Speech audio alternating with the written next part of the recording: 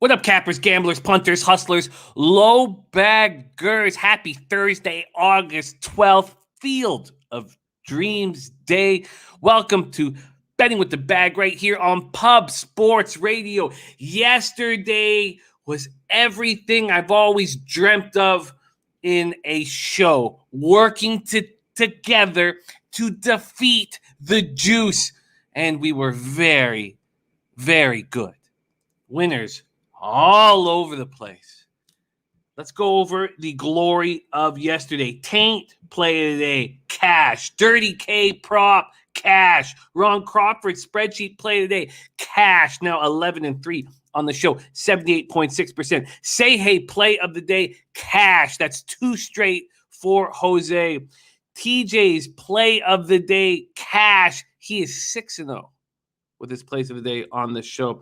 Dommy Gun Ricci, first 5 under, 4.5 in the Twins White Sox game and the Twins cash. Craig Wood, Brown Eye play of the day. Astros first 5 team total over 2.5 cash. Birdie parlay of the day. Tukey over 4.5 Ks and over 7.5 in the and over 7.5 in the Diamondbacks game. That parlay cashed. Mike M's pimp slap play of the day. First 5 under, White Sox cash. Teron Hopkins, give me my props play of the day. Nets +1 in the NBA Summer League cash. Big Daddy Boom play of the day. Run line for the Blue Jays -1.5 cashed. I went 5-1 with a void with a pitcher's change. Cash New York, KC first 5 over 5.5. Phillies first 5 voided. Mariners first 4.5 -0.5 was a loss. And then St. Louis, Pittsburgh, first 5 under 4.5. That went to 5. Doesn't matter. Cashed it easily. Indians, first 5 at +140. Cashed easily. Yankees, first 5. Cashed easily. Red Sox, first 5. Cashed so easily. Yes!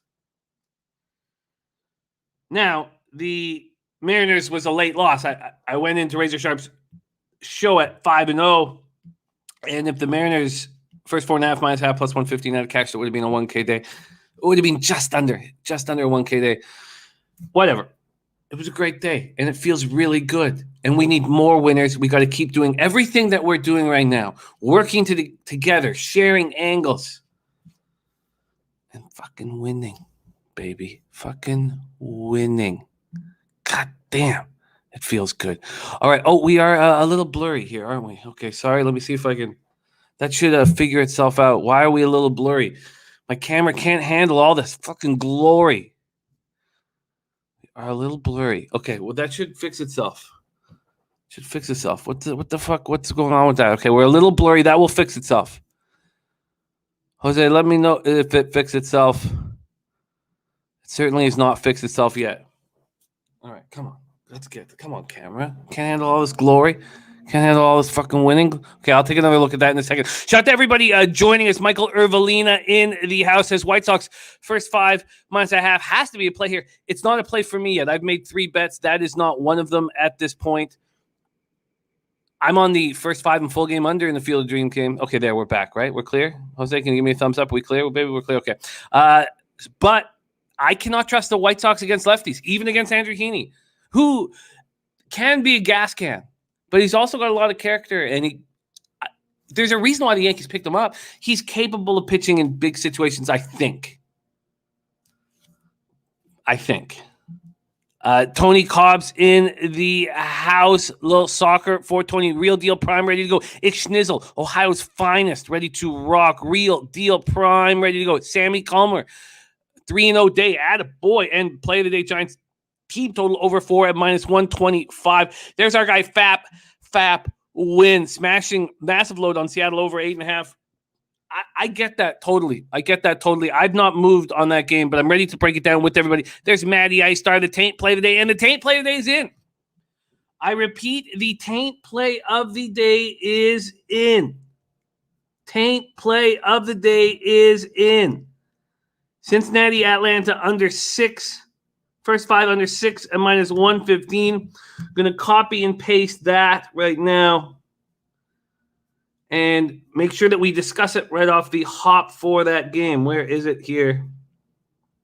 5:10 p.m. Eastern. Vladdy versus Muller. All right, there it is. So I repeat, the TAINT play of the day is in, baby. It's in.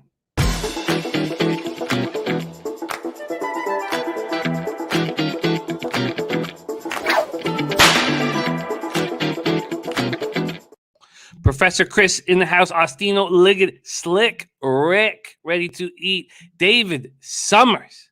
I like it. Says Matty, guys, give me a Christmas present before the show starts. I like it. Jared JB, ready to go. Razor Sharp Picks in the house. Big Razor Sharp Picks show tonight at 7 p.m. Eastern. Big show, and a lot of great tracks to attack on a Thursday night. Also, they're doing stable duels again with Bree, so there's going to be a contest. It's going to be a lot of fun. And Boston Nick, our own Boston Nick, almost won it last week. Was leading almost the whole time. Shout out to Nicky Fish Tanks. So Razor Sharp Picks, big show tonight. There's Taj ready to go. Nuke Worker, my guy in the house. Nut Flush Allen ready to go. Swerving. And there is our guy, Nilo, who's such an enormous part of the show. He's such an enormous part of the show. He supports us since day one, and I love him dearly. I love him dearly as a close friend. And Nilo's dad died a few days ago, and that's why he hasn't been in our chats. He's, now taking over as a patriarch in his family, the leader in his family, passed on from his father, Sweet Lou Lourenco, a well-known musician in the Portuguese community here in Toronto. And, I just love Nilo so much. So if you guys could just give a few words of love to Nilo right now. And man, is he handling this with such strength, leading his family through this, as I knew he would. And, he's just he's a shining star in that family. And now he's the leader of that family, of his family. And I also got to meet his wife. I got to meet his daughter. His daughter is a second-degree black belt. She's in high school right now, second-degree black belt. And she's incredibly intelligent and thoughtful. And she has such a bright future ahead of her. And that's why Nilo hasn't been around for the last week. And we are a family here. And, like Birdie, for instance, Birdie put out his action earlier today. He can't be at the show because he's got to be at the hospital for his mom, who they're trying to get her in the long-term care. But the first thing Birdie does is send out his action, which I have here. And that's the way we do things here on the show. We're a family. We care about each other, and I care about Nilo enormously. So if you guys could send out some love to the Lourenco family and our guy Nilo. What a guy. What a guy. All right, let's get back to work. Taylor MacArthur said killed it yesterday on a 3-day heater. There is J-Dub. Teron Hopkins, that was a beautiful look, Teron, in the NBA Summer League. Absolutely great work. Morgan Spooner, ready to go, says Woodruff 6Ks, Brewers money line. Same bet with 8Ks, 1 unit. I love it, Morgan. I absolutely love it. I love it. Mike M, ready to eat. There is Von Polo, ready to go. Von Polo, Slatsy, Gerald Jones. All right, we got a lot of work to do. Nuffle Sean says, again, boys, yesterday, Giants dropped down when Diamondbacks tied it, had runners on second and third, and boom, pull the trigger and sit back and laugh, says our guy. Ian McCowan says, New York, KC over 5.5 was well, I wouldn't go as far as that, but yes, and I added the Yankees first 5 as well. It was a really nice casher, and I'm very, very thankful. Very thankful to have cashed it. And thank you for running with me on that, Ian. There's Clint Starr, the Die Hard MMA podcast, Jimmy Gomez, DJ Big Boss, Donald Still, Big Daddy Boom. What a great group. So proud to work with all of you guys. And it is time to get to work right now. It is time to get to work right now. Jimmy Gomez show, the show's getting hotter. The show's getting hotter. It is. There's Fat. Okay, let's get to work. All of us. Okay. Time to go. Just a big shout out to all of you guys. Nate Dogg 420, Brian Watson, Damon Samtori, The Warrior, John Garcia, Puzzler, Mr. Gokster, Ron Crawford, and all you guys giving love to Nilo. And, it just, it doesn't, there's a lot of tough things that go on in the world and in our lives, within our families. And knowing that we can come here and cap together is really, really helps. It really helps, and I'm so thankful. All right, let's get to work right now. Let's let Beast Mode roll us in. Let's keep that going, Beast Mode. Let's go. We start off a big winning day and got me back in the double-digit units. So I'm now 247 wins, 209 losses, 54.2%, up 12.70 units on the season. ROI plus 2.79%, average line minus 111. Look, there's been some rough days since the All-Star break, and we're still up overall since the All-Star break. We're up overall in the season. There's a lot of good happening here, and I want to get back to my high watermark and get over it very, very, very badly. Very, very badly. Let's talk about some of the plays that are in. I mentioned that Birdie is with his mom in the hospital. He is on in his parlay of the day cash yesterday. And today he's on Hendricks over 4.5 Ks and the under hits, errors, runs in the A's versus Cleveland game. That is from Birdie. Von Polo, I'm not doing that right now. But I believe that Thursday we have Ian Cameron's Football Frenzy today to handle all of that. We also have TJ says he might not be able to be here for this show because of a work meeting, but he is on the under 28.5 hits, runs, errors, also in the A's Indians game. So you have two spectacular cappers here on the same spot. He is going for 7 in a row here on the show. Now we have the Dirty K prop of the day in as well. The Dirty K prop is in Woodruff over 7.5 Ks. Says until anything changes is a right-handed pitcher versus the Cubs. All right, and he's coming off a big winner here. So let's copy and paste that above the Cubbies spot. What's that damn Cubbies game? Sorry, it must be at 220, excuse me. There we go. The Dirty K prop is in. Also, the Pimp Slap play of the day is in on Oakland under 9.5. Yes, it might not be up yet, but turns out it is a bet that is available on Bet365. Okay, so we have the Pimp Slap play of the day in as well. It's the under in the Oakland game. So, look, I love the way Eli Morgan's been pitching lately, and I completely get you guys trying to attack that game. It makes perfect sense to me. Although I was pretty angry that I missed the early line in that spot, celebrating last night and being on the Razor Sharp Big Horse show, which I shouldn't laugh at. That's a mistake. Where the hell is the Cleveland game? Sorry, I'm trying to copy and paste. There it is right there. At 1:10 p.m., the Pimp Slap play of the day is in. Much love to you, Dutchy Boy Fresh. Thank you for joining us. Yes, it feels good. It feels very good. So quick shout out. We have the big Dirty K prop in. We're going to talk about that more once we get to that game, but it's in Woodruff over 7.5 Ks.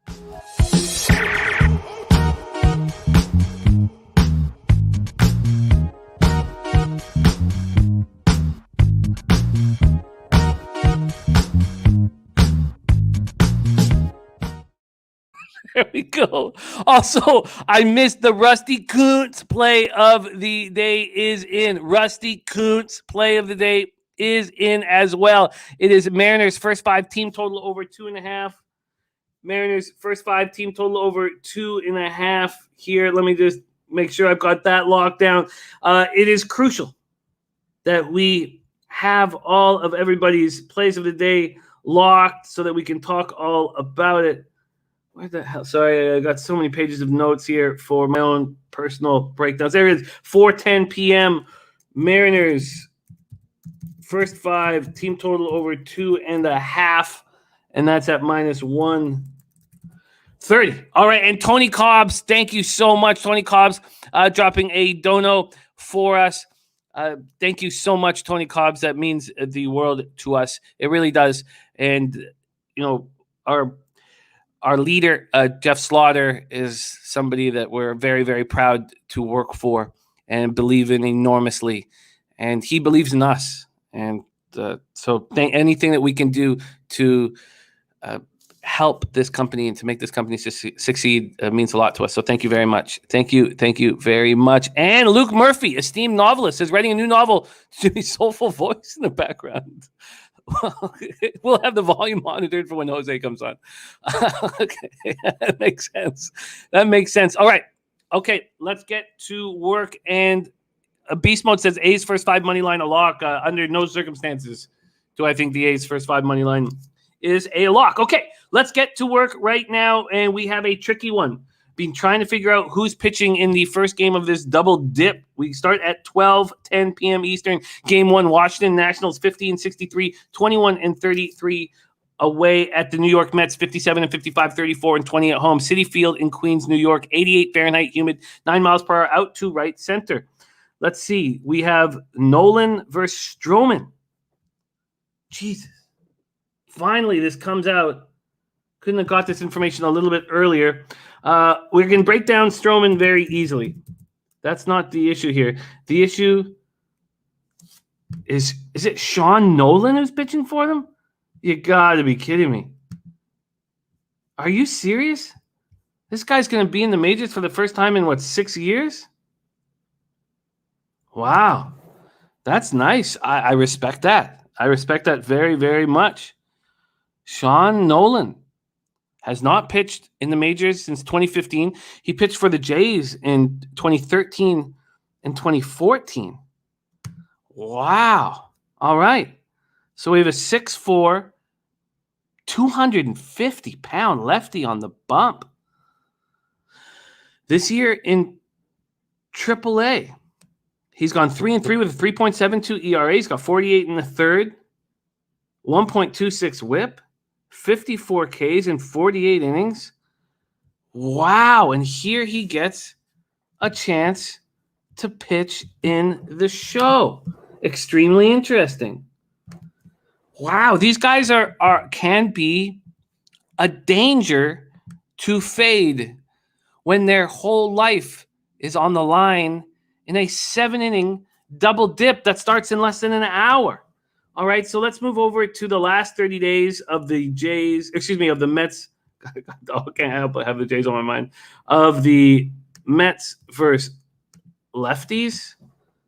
Let's go to that right now. Here we go. The last 30 days of the Mets versus lefties. They're hitting 259 with a 744 OPS. Turnsey says no run in the first inning plus 100 in the Mets game.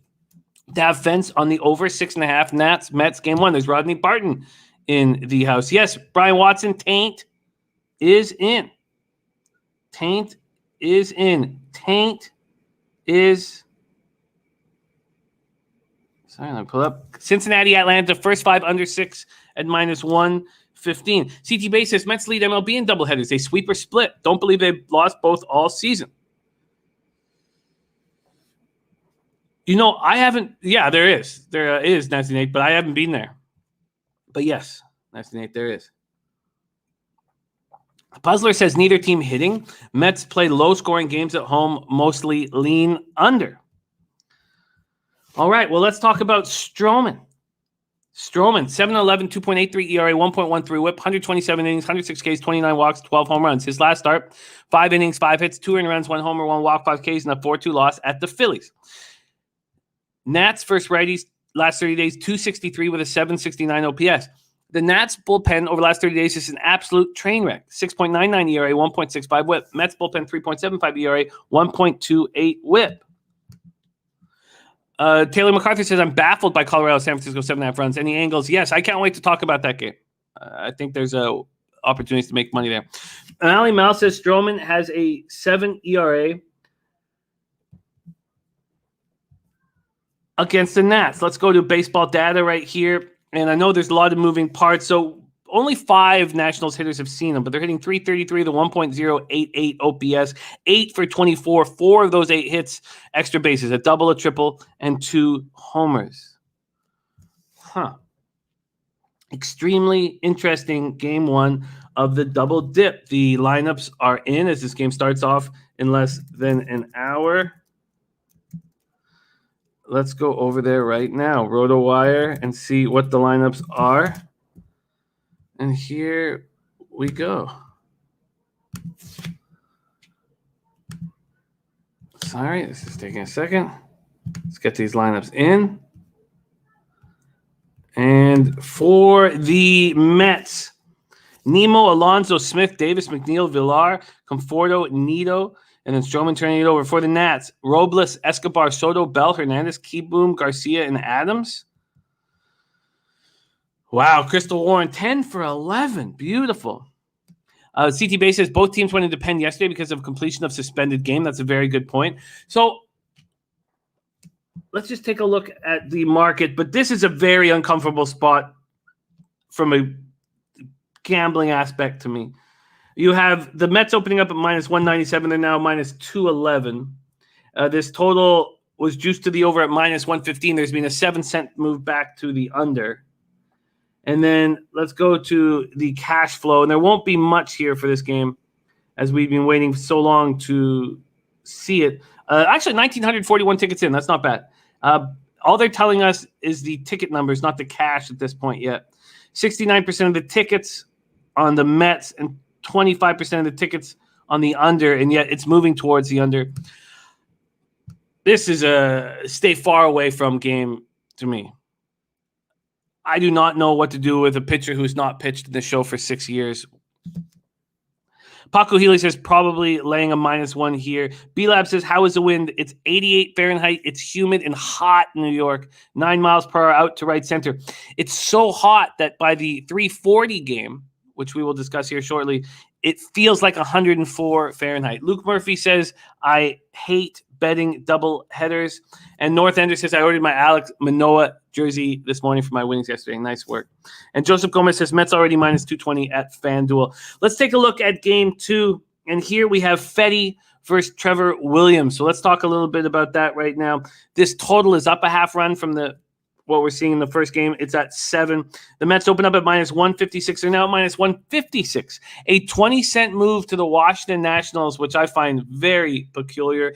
Trevor Williams' first start for the Mets. His last start as a Cub was pretty good. 6 1/3, 5 hits, no earned runs, no walks, 6 Ks, and 5-1 win at home versus Arizona. Mally Mouse says game 2. I like Trevor Williams. I get that, but we have to be a little surprised that there's already a 20-cent move to the Washington Nationals in game 2. And going up against Eric Fetty, and he is a very difficult pitcher to trust right now. He's been so bad of late. He had a really nice stretch early in the season, and that's so long gone. 4-8, 5.15 ERA, 1.41 WHIP, 87 1/3, 79 Ks, 37 walks, 13 home runs. His last start, he went 4 2/3, 8 hits, 5 runs, 4 of them earned. No homers, 1 walk, 3 Ks, and an 8-4 loss at the Braves.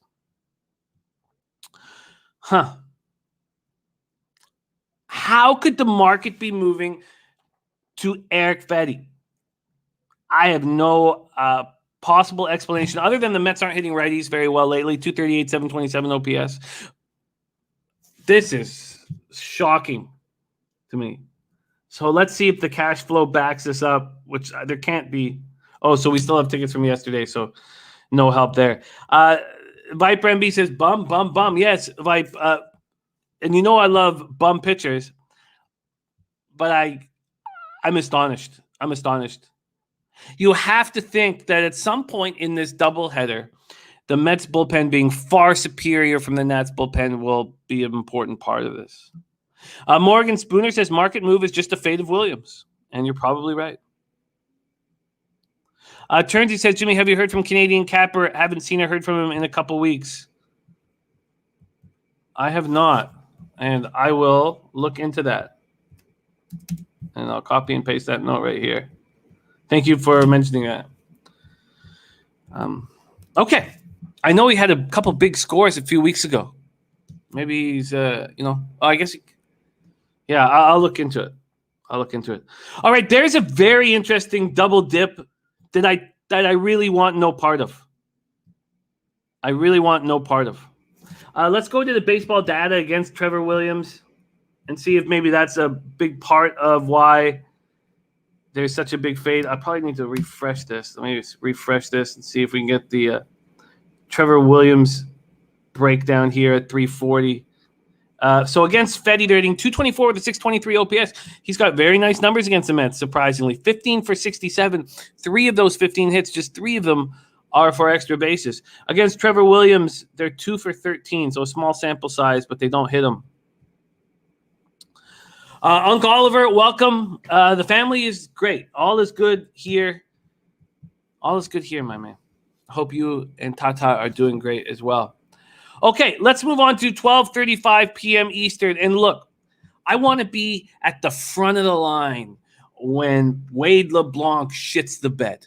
I want to be right there. Right there. I want to smell it up. I want to say, yeah, you stink, LeBlanc. You stink. But I can't do it here. The Pirates are hitting 231 with a 600 OPS last 30 days against lefties. And as much as I want to be at the front of the line when Wade LeBlanc is shit, I can't do it here, sadly. St. Louis Cardinals at Pittsburgh Pirates. Cardinals are 57 and 56, 25 and 31 on the road at Pittsburgh Pirates, 41 and 73, 23 and 32 at home. PNC Park in Pittsburgh, Pennsylvania. 83 Fahrenheit, humid, partly cloudy, 11 miles per hour, sideways, slightly out to the left field pole. Wade LeBlanc versus JT Brubaker. And Matty Ice says Brubaker has been bad. He has been bad, but you wonder if being at home can fix that. You wonder. His last start was extremely ugly at Cincinnati. 5 innings, 7 hits, 9 runs, 8 of them earned, 2 homers, 4 walks, 5 Ks. He's 4-11, 4.95 ERA, 1.22 WHIP. He's not looked good. There's no getting around that. The Cardinals are hitting righties better. 261 with a 751 OPS. LeBlanc, 3.12 ERA, 1.41 WHIP. He's been good so far. But he has 22 Ks and 15 walks in 40 and a third. But he bent and didn't break at home versus the Braves last out. 6 innings, 3 hits, 2 earned runs, 1 homer, 3 walks. He's pitching well. A Real Deal Prime says LeBlanc has my vote. I know you guys share the last name. Mr. Goak says Brubaker great for some righties this year. I know his numbers are ass for St. Louis, but I like Brubaker over LeBlanc. Matty I says no way I can play the Pirates here, but tough to back LeBlanc. CD Base says Cards batters with decent numbers versus Brubaker. Robert Allen says if the Pirates were playing better, I believe they had a chance, but the Cardinals offense is woken up and they're fighting for a wild card spot, and Flaherty's back tomorrow, and I'm on the Cards money line today. Whew. Maxwell, he says, I hate to love LeBlanc today, but I'm jumping on them. Kenny V's on Pittsburgh first 5. I wish I could roll with that, Kenny. I wish I could. All right, let's talk about the baseball data here and keep rolling. Against Brubaker, 67 at-bats against him, hitting 358 with a 1.030 OPS. Now, I have gone over all of the splits, and I'm looking at this game, and if I don't bring up a split, it generally means that, you know, I didn't feel like it was a big deal or big enough to talk about or a big enough, you know, dichotomy. Let's just look right now at his splits and see if I maybe oversaw just because it was the first full game on the card and I just kept rolling through. And good numbers at home. 3-4, 3.65 ERA with a 230 opponent's batting average, and he's terrible numbers on the road. So, God, I hate having to stay off this. And Mr. Gokster says day splits. Let's go over there to the day splits. Thank you, Mr. Gokster, for adding that in. No, very small there, but that's very important. I agree. I believe that is very important as well. Rodney Barton says, I'm riding with the Cardinals run line. Don't see anything changing. Cardinals run line and the under. CT Base says, any decent team better than minus 140 versus Pirates, I'm on it. There's Dommy Gun Ricci. Dommy, great work sticking to your guns on that White Sox-Minnesota Twins game yesterday. Enormously successful for you. Mr. Gokster, 295 batting average away, 270 in day games, 287 since the All-Star break. I'm fading LeBlanc. Look, I'd love to fade LeBlanc with you. God, I'd love to fade LeBlanc with you. I wanted to do it more than anything this morning. Look at the discrepancy, too. So the Cards open up at minus 124. They're now minus 128. This total's gone from 9.5 to 9, by the way. So my 4-cent move towards the Cards. And then we go to the cash flow in this game that's popping up in an hour and 1 minute. We have 6,607 tickets to talk about. 79% of the tickets, 69% of the cash on the Cardinals, and just a 4-cent move towards them. Then we have 53% of tickets and 69% of the cash on the over. We don't know if that came in at 9.5 or 9. Craig Wood says Pirates bats woof. You know, I can't do it. Tommy Gunn says, I'm on the Cards minus 127 and Mets game 1 minus 1.5 at minus 110. I'd like to be there with you guys. And if I had a free play, it'd be on the Pirates. I do not trust LeBlanc, but the Pirates just aren't hitting lefties at all. Mr. Goxa says, old Frenchie going to get smacked.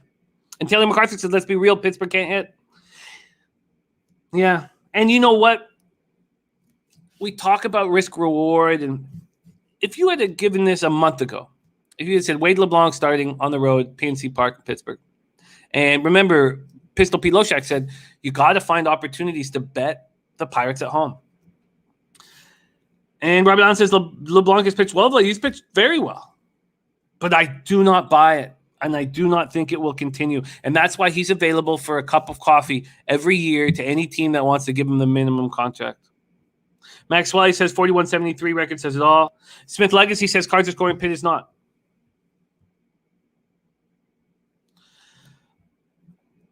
Okay. Mr. Gokster with the WRC plus with 100 and went back to May 1st. Pittsburgh's hitting 250 versus lefties at home. And Real Deal Prime says, guys, money, LeBlanc is in the groove. All right, look. Uncle Oliver says, looks like an underplay. I would have had a lot of interest in the under had it stayed at 9.5, had I not lost the market move. Kenny B says, Pirates have still won 36% of their games this season and realistically are good enough to win 1 out of every 3 games. I will for sure, Dommy Gun. Viper says, total's gone under in 4 of Pittsburgh's last 6 games when playing at home versus St. Louis. All right, so there you have it. I did see... Ooh, okay. Look at the spreadsheet. Plays of the day are in. Okay. So we will get to that when it comes up. Beast Mode says no run first inning, Pittsburgh Cardinals. Okay, so let's move on here. I would love more than anything to fade LeBlanc, but with the numbers against Brubaker and the risk reward not being quite enough, although I'm still extremely angry for not backing the Marlins yesterday, I deemed a plus 110 not enough risk reward, and that was a mistake. Okay, we move on to 1:05 p.m. Eastern. Los Angeles Dodgers at Philadelphia Phillies. We've been waiting to see who the Dodgers will be throwing, and it is not Julio Urias. It's White. Let's get over to Baseball Reference and get a breakdown on White. Got to be making his debut here. Okay, sorry, let's pull this up. We are going to talk about... Here we go. Mitch White, 26 years old, out of Santa Clara. All right, let's get this up here. Mitch White. All right, here we go. Mitch White, 2nd round pick in the 2016 June draft. So last year he got 3 innings in.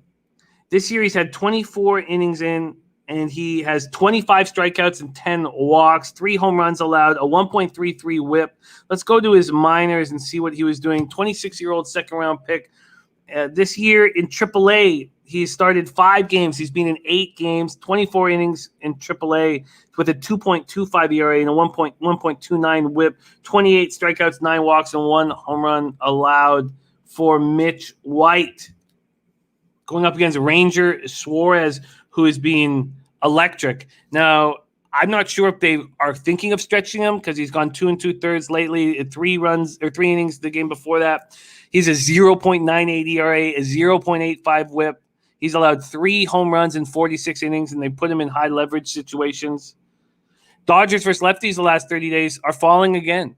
The Dodgers are so streaky versus lefties. Sometimes they smash them. Sometimes they can't hit them at all. And when they can't hit them at all, you want to fade them. Dodgers versus lefties, 248, 705 OPS last 30 days. Phillies versus is Mitch. The hell, Mitch is not. Mitch is a righty. So let's quickly switch. Jeff Wortman, it depends for what splits. If it's just simple stuff, I go and pitching stuff, very simple, easy stuff. I go to ESPN. For more complicated stuff, And for my stats for the last 30 days and all that, I use Fangraphs, and Fangraphs should be used. Fangraphs should be the main spot. Okay. Robert Allen says, are the Phillies going to get one from the Dodgers or get swept? So let's move over to Fangraphs right now. Speaking of Fangraphs, and we're going to move over to versus right-handed pitchers, excuse me. Over the last 30 days, sorry, so many moving parts with these not knowing who's pitching and then finding out in the middle of the show. Over the last 30 days, the Phillies are hitting 242 with a 739 OPS versus Mitch White. Rodney Barton says, I see a Philly spot today. Suarez has covered the run line almost each time he pitches at home.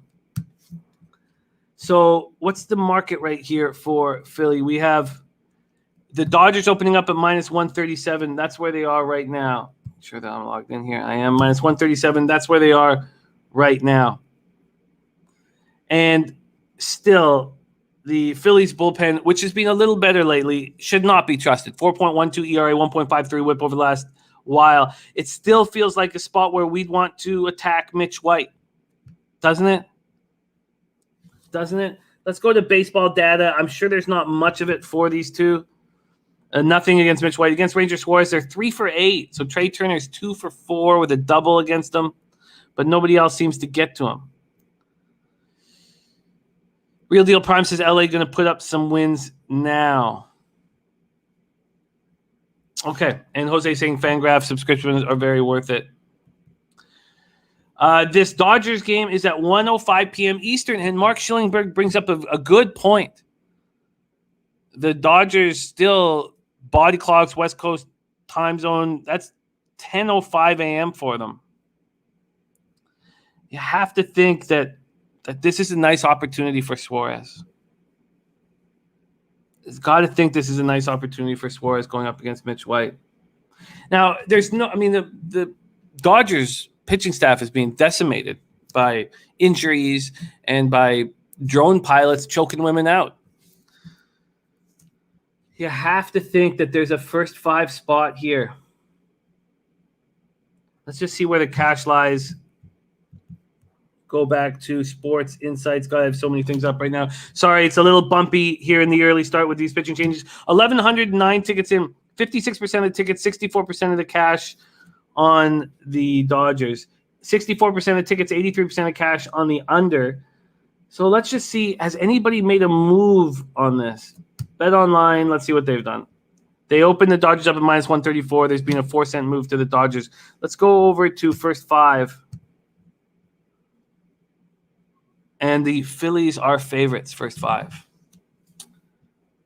I mean, that's – what the hell do you do with that? And the reason why I say what the hell do you do with that is clearly it feels like the Phillies' first 5 are the look. But minus 105 for the Phillies' first 5? Is that the kind of risk-reward that we are looking for here? And Taj says Dodgers' first 5 for me.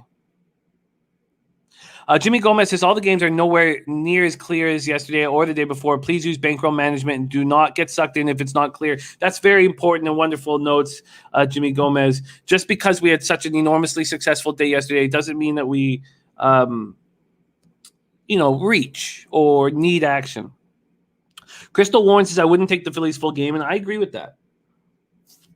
There's our guy Ralph Portwando, OG LoBagger in the house.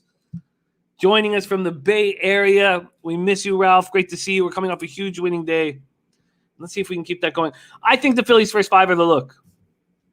And now, whenever I say this, I feel like I don't have a lot of confidence. But I even would like Phillies' first 3. Because Suarez is not going to see that lineup a second time. He does not go deep. The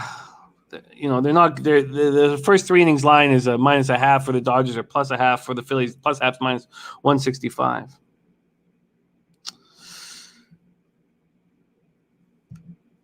All right.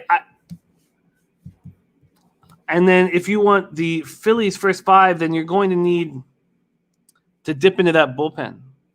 Plus 100 right now, as long as there's a plus side beside it.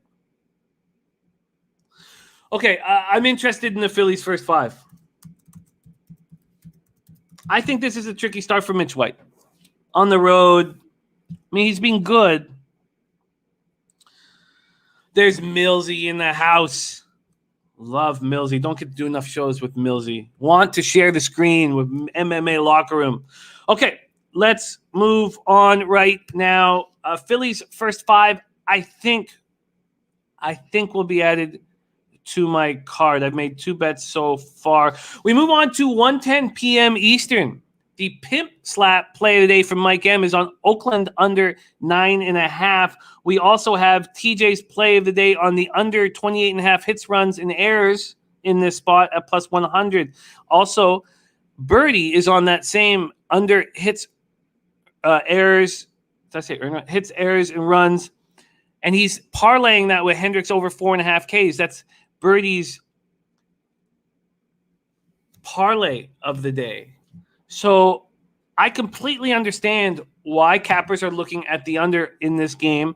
For me, I think that getting the opportunity to back a guy like Eli Morgan, who has bad numbers on the season, but he's clearly pitching much better right now, to back him at home is an opportunity that I want to take advantage of.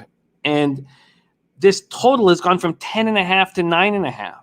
10.5 to 9.5. So I could have got it at 10, but I was angry that I missed at 10.5 and didn't get it at 10, and now we already see 9.5. We should not chase when we miss a line move. That's extremely important. Then we have the 5.5 down to 5. And like we saw yesterday, this Indians bullpen is a little touchy right now and can be hit. 3.84 ERA, 1.25 whip over the last 30 days, but can be they got hit badly in yesterday's game. So I would look at a first 5 under, and I was angry that I didn't get the 5.5. Angry that I didn't get the 5.5, and now have to decide whether or not I want the 5. And with the weather the way it is, I can't do it. CT basis, Morgan's been good, and Bassett even better. First 5 under, no pens. Joseph Gomez says, Bassett, solid. Give me first 5 on the A's. And Fat Wally, thank you for the kind words, my man. Okay. And Marquand Fitz, ready to get to work, says, go with Oakland. Mike M says, Morgan on back-to-back home spot going deeper. Bassett goes 7 with a great road record. Wind blowing across the field should help knock down some shots. So I have it going out to right field. At 14 miles per hour. It's very humid at Progressive Field, 87 Fahrenheit, but it feels like 104 Fahrenheit. So let's see exactly what we're dealing with. If I have a mistake on the weather here. How are you? So let's move back to weather. So I have this as a very dangerous. So yeah, I mean it's going out to right field. I don't think that wind knocks anything down. Wow, it changed drastically. Now it starts at 7 miles per hour. Jeez, I had 14 out to right. It's so important to. I feel like Bebenek is in my ear. Bebsy's in my ear. So important to double check these wind because it changes. So now it starts at 7 miles per hour, but it heats up to 10 and to 11. And it's a little cooler than I had initially. It feels like 104 Fahrenheit, but it just gets up to 101. That's as hot as it gets, up to 101. PJ00187 says, jump on the over. Well, let's talk about it more before we decide anything like this. So the Athletics, 32-23 on the road, 66-48 overall. Indians, 55-57, 29-26 at home. Bassett, 11-3, 3.19 ERA, 1.04 whip, 144 innings, 147 Ks, 33 walks, 15 home runs. His last start was very good. 7 innings, 5 hits, 1 earned run allowed, 8 Ks, no walks, and a 4-1 extra inning victory at home versus the Rangers. And that was a very strange spot. Remember, it was Bassett versus Fultonavich, and the market was moving towards the Rangers. And our Joe Yurkovich, he took the Rangers plus 1.5 for a big plus line, and it was 1-1 going into extras, and he had a bad beat there. Now, Bassett's better at home than he is on the road, but he is 7-0 on the road At home, he's 4-3, but has a 2.55 ERA, 200 opponents batting average. On the road, he's 7-0 with a 3.74 ERA and a 234 opponents batting average. Piper says total's gone under in 6 of Cleveland's last 7 games when playing Oakland. Rodney Barton says I see under in this game. Last night was a fluke going into extra innings. I absolutely get it. I get it. Let's talk about Eli Morgan here. 1-4, 6.09 ERA, 1.26 whip, 44 and a third, 45 Ks, just 7 walks and 12 home runs allowed. We know that he's supposed to be a big part of this rotation moving forward. In his last start at home versus the Tigers, he was very good. 7 innings, 6 hits, 2 earned runs, no homers, 1 walk, 3 Ks. A's versus righties, 242, 711 OPS. Indians versus righties, 234. That's last 30 days. 234, 681 OPS. Neither team are hitting righties. A's bullpen over the last 30 days has been so good. 2.04 ERA, 1.06 whip. Let's go to baseball data and see if that can illuminate anything for us here.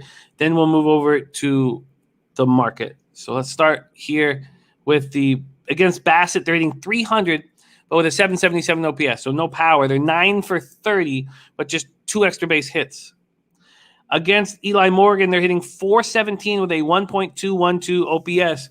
They are 5 for 12, and with including a double and a home run. Ixnizzle, Cleveland first 5 under 4.5 at plus 110. So he's dropping it down for a plus line, which is very exciting thing to do for Ixnizzle. I'm upset that I didn't get the 5.5. Let's take a look at this market right now. Let's take a look at this market right now. So here we go. Opened at 5.5. Let's go over it, and it's now at 5, the first 5. So let's go over there. Bet Online didn't open it at 5.5. Bet Online opened it this morning at 7:23 at 5. Pinnacle opened it last night at 4:11 p.m. at 5.5, and it was there for 2 hours. So in reality, I was not going to be able to get it because my local access Bet365, they certainly didn't open it at 5.5. So some interesting things here. It goes to 5 at Pinnacle. And Pinnacle we use as the gold standard for market movement. It moves to 5, and it's at 7:21 p.m. 5 at minus 121, and money comes in on the under because the under at that point is at plus 106. The under gets bet and bet and bet until at 9:45 it's at minus 112. At 10:43 a.m., an hour and 11 minutes ago, it gets to minus 113, and that's when the over money starts coming in. So you can see when the sharps have attacked this total. They've attacked the over when it was at even money, and they attacked the under 5 when it was at plus money. That's so important for us to realize when we attack totals. Is that the sharpest bettors are attacking the totals when there's the least amount of vig. So it gets the even money to the over 5, and it starts getting bet. It's now at minus 115. I was planning on attacking this spot, David. I was planning on attacking this spot. CT Base says first 5 under 5, still a good number. I certainly don't think it's a bad number. I don't think I'm going to bet it. I don't think I'm going to bet it. Let's see where the cash lies here. Maybe that will be the final thing. We have 6,556 tickets in. I love that. Look at this. 78% of the tickets and 94% of the cash on the A's. Then we have 56% of tickets, 74% of cash on the over. That's confusing because it's gone from 10.5 to 10 and 9.5.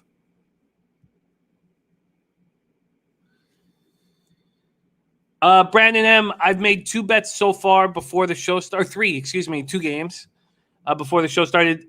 My first edition, I expect to be Phillies first 5. And I think I'm going to stay off of this.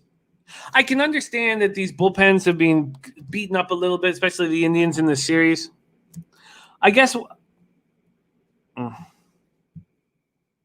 Mally Mal says the money on the over probably because they see Morgan's ERA. Turnsy says staying at Caesars tonight with the wife. Oh, I can't wait. Let us know if there is a new sports book. Dommy Gunn says what I look at is if the tickets are going to an over and the under is juiced, I take that under. Tron Hopkins has got to back the A's here. Taylor MacArthur's on the first 5 over. And Matty Ice is Abreu goes yard tonight plus 300. He has 3 homers versus Heaney lifetime. I can't wait to talk about that game. All right. There you have it. I don't think I'm going to move on it. First 5 under 5. I'll put a couple question marks beside it. I love that casino, Turnsy. I love that keg right down the street, too. That's right on the Detroit River, looking at the MGM building. That's just fucking... I love Detroit. I love that shit, man.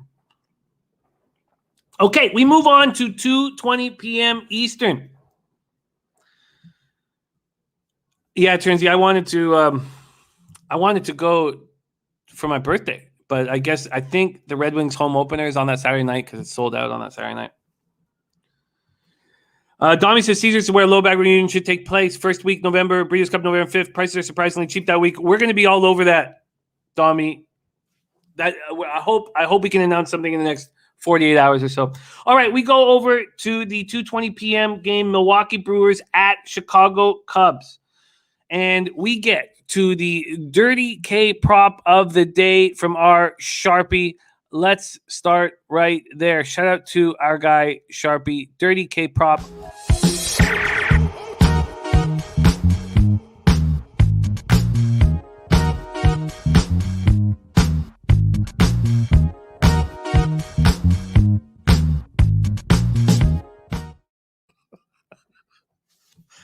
Woodruff over 7.5 Ks at minus 120 says until anything changes, it's a right-handed pitcher versus the Cubs. Looking for 13 straight right-handed pitching K props to hit versus the Cubs. 13 straight. We got Nathan Woodruff and a pitcher-friendly umpire. Let's eat. That is from our Sharpie. Milwaukee Brewers and Chicago Cubs. Now, clearly, we've coming off a great day, but another day where I've left money on the table, not taking the Brewers minus 1.5. I mean, it's just over and over and over again. And then I think about being late to the party and early to the funeral. Brewers are 37-19 on the road, 23 games over 500 overall at the Cubs, who cares what their record is on the season because they're clearly not this baseball team anymore. Wrigley Field, Chicago, Illinois, 86 Fahrenheit, humid, partly cloudy, 8 miles per hour to left center. Woodruff, 7-6, 2.23 ERA, 0.89 whip, 137 in the third, 160 Ks, 33 walks, and 11 home runs. And there is Ski Profit in the house. Clint started Die Hard MMA podcast. Yeah, Ski, don't worry. Hey, but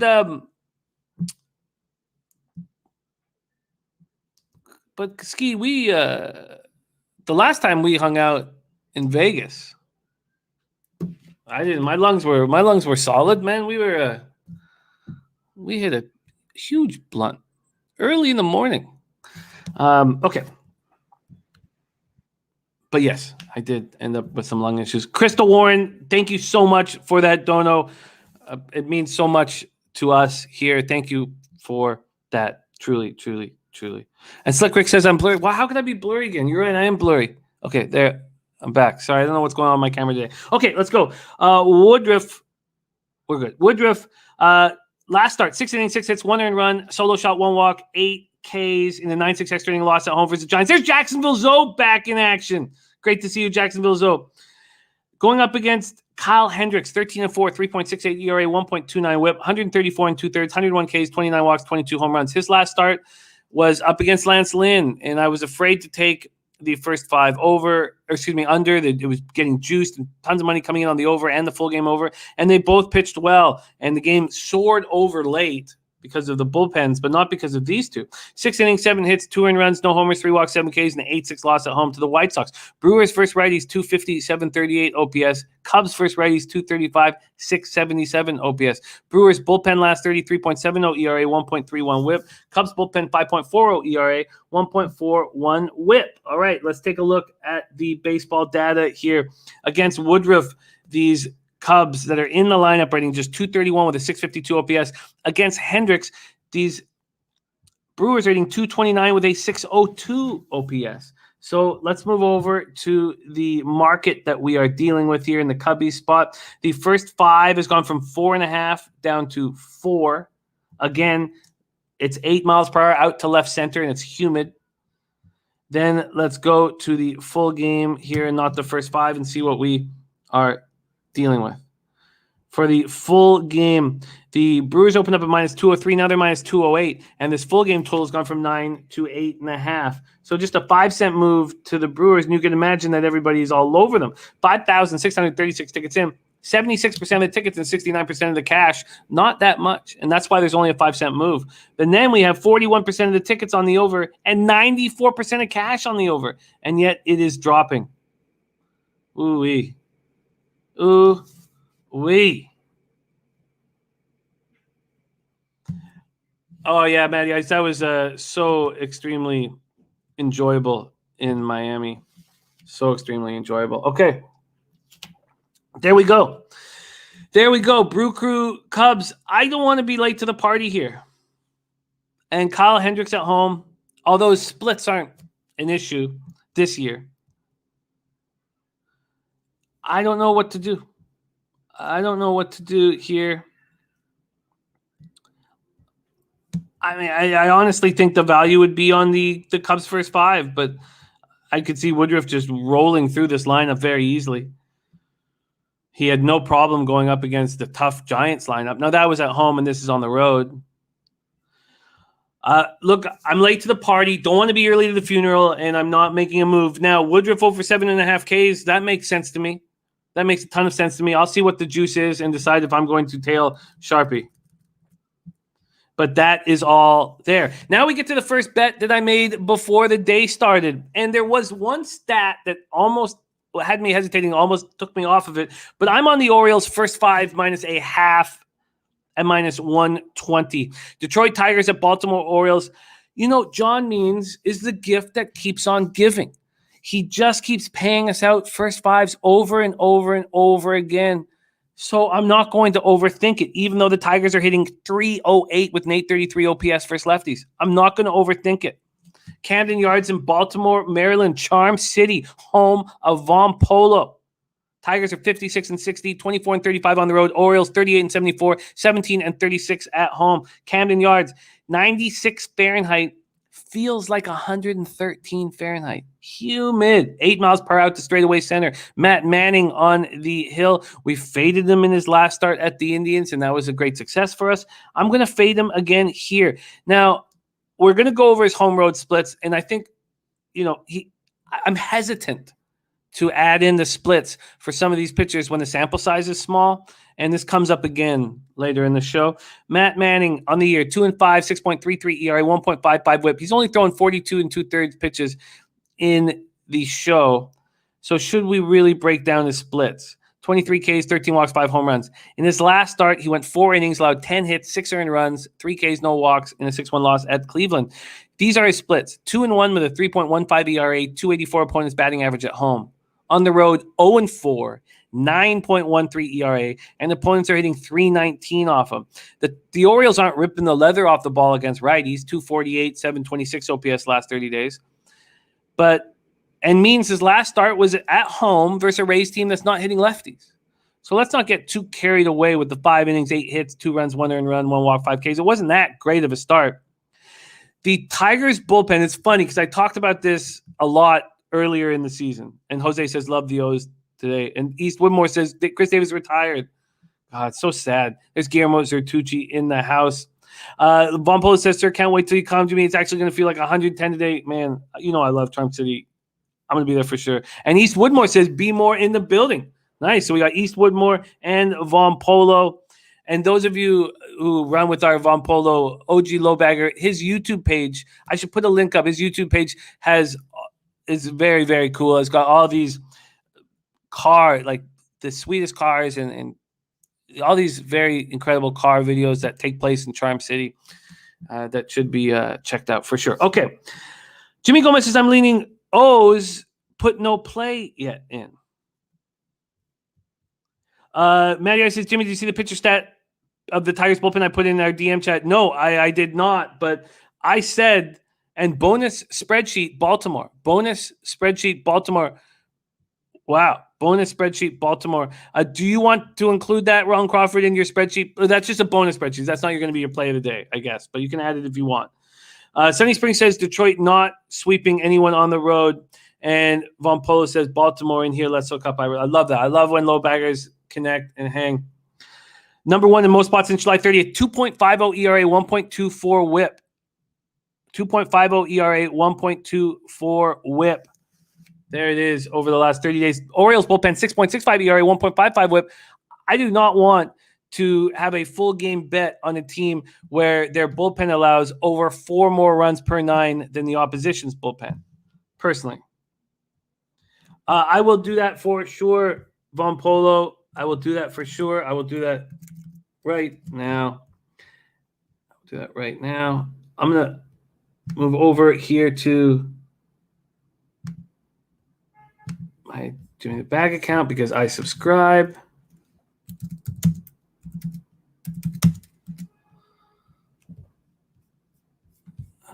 Okay, I gotta go to my subscriptions. Life of Von Polo Explorer. There it is. Incredible stuff from our Von Polo. Definitely hit the subscribe and support LoBaggers. That's what we do. We support our own. We look after each other. And hit the like, hit the subscribe for our man Von Polo out of Triumph City. Great videos there. Okay, so let's move on to the baseball data here. And Davin said John Means today, first 5 for sure, but I think O's get him his W. I agree. Look, and seeing that the spreadsheet play today is also on that, look, I get it. I absolutely get it. Wait, okay, but we're back in action. Sorry, thank you. I don't know how that happened, the focus here. Okay, so here we go for the batter versus pitcher against Manning, 211, 654. So, look, the Orioles didn't hit him the first time, but that was at home. Now they've seen him once, 4 for 19 against him with the homer. The homer was hit by Michael Franco. Against John Means, 200 with a 615 OPS. They're 7 for 35 against Means.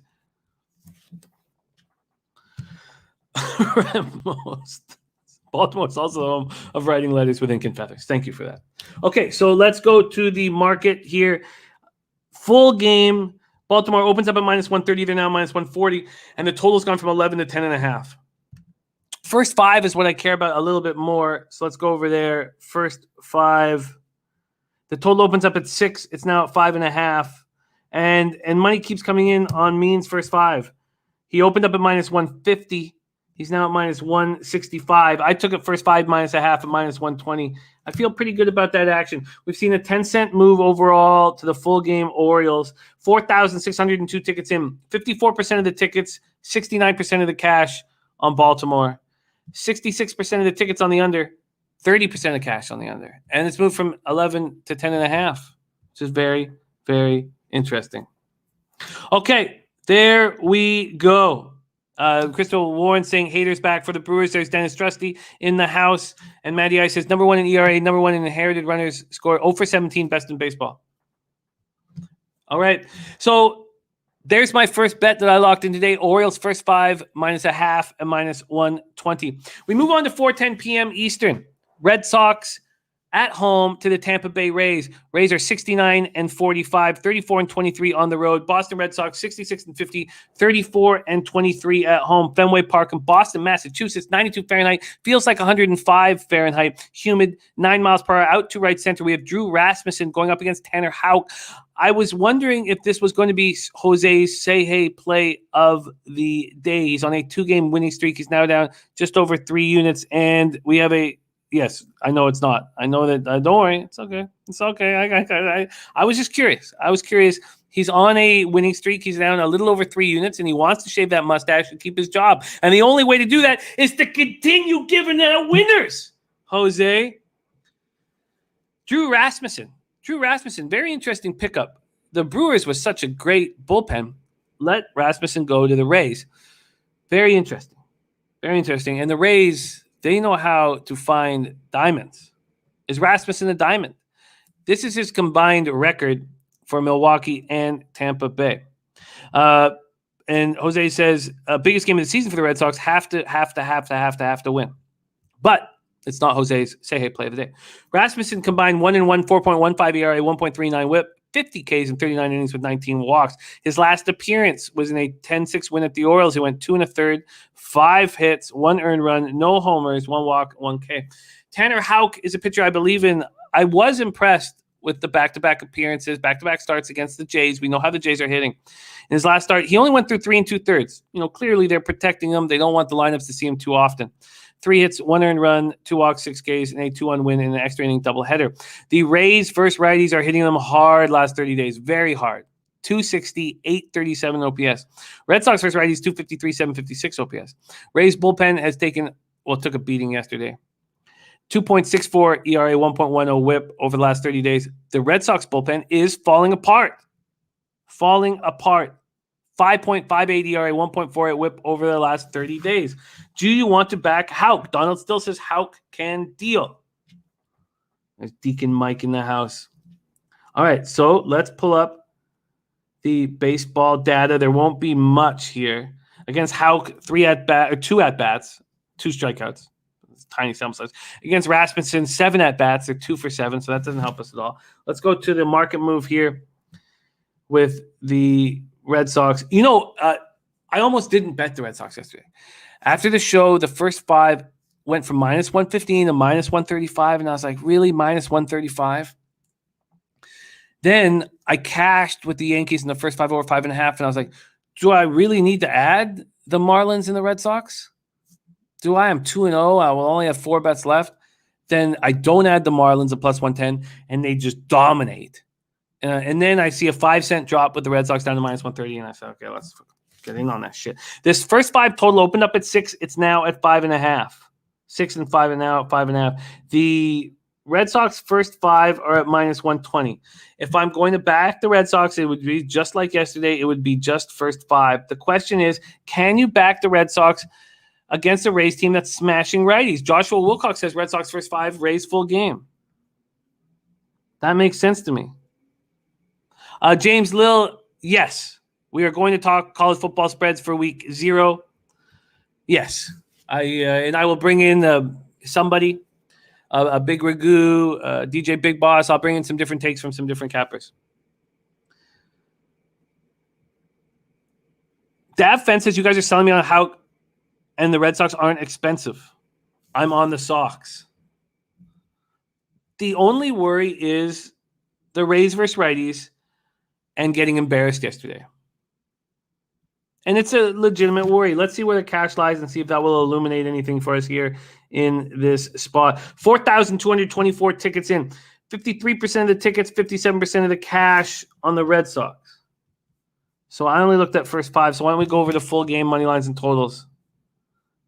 And here we go. Wow. So there's been a 15-cent move to the Tampa Bay Rays. 59% of tickets, 71% of cash on the under. Houck bends but doesn't break.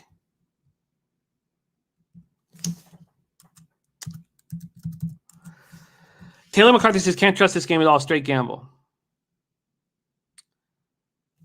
The Rays clearly didn't use their best pieces in the bullpen yesterday. They're going to be available today. Yes, Michael Irvalina, there will be future breakdowns of every single division coming out on Pub Sports Radio by Bebsy and I shortly. Sammy Comer says, area on release waiver. Matty Ice says, Red Sox and under. Houck will be able to keep this quiet. Did the Red Sox use all of their offense up last out? The full game total has gone from 10.5 to 11. And the first 5 has gone from 6 to 5.5. And BetOnline just moved it back to 6. Interesting. So BetOnline was at 6, down to 5.5, now back to 6. Bet365 got this app. I would like a first 5 under 6.